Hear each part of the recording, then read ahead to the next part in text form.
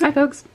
So I was in the middle of making a lid for something and I was sewing around a sharp corner and I thought, do you know what, maybe that's a difficult manoeuvre, so I thought I'd just bob on and show you how to get a nice sharp corner on something like that where you're just using one long strip and an oblong top or bottom.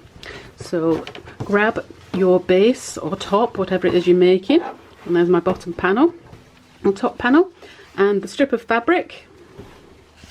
Lay it on, right sides together, and I'm going to seam a 1 centimetre seam allowance all the way to the top corner or very close to it.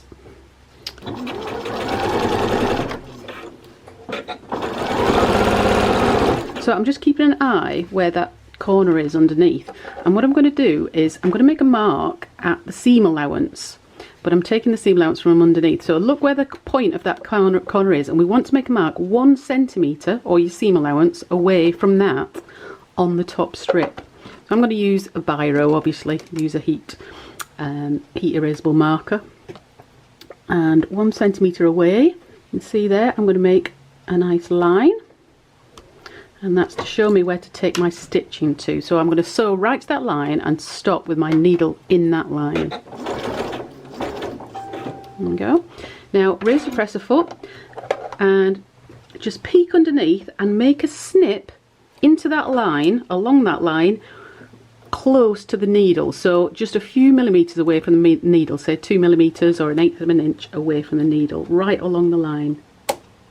Okay, now what that allows us to do is turn the fabric effectively. So I can now twist this around, I'll pull my panel round, and as you can see, it's easy now to move that fabric because it's opened up a gap here underneath, so I can turn it efficiently.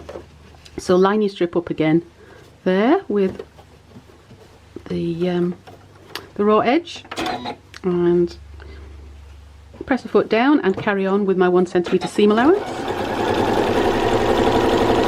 Obviously carry on and do all your corners like that. But as you can see, that opened up that corner to allow me to turn it without getting any bagginess or folds in there. So when you turn it through, you can see you've got a beautiful sharp corner there.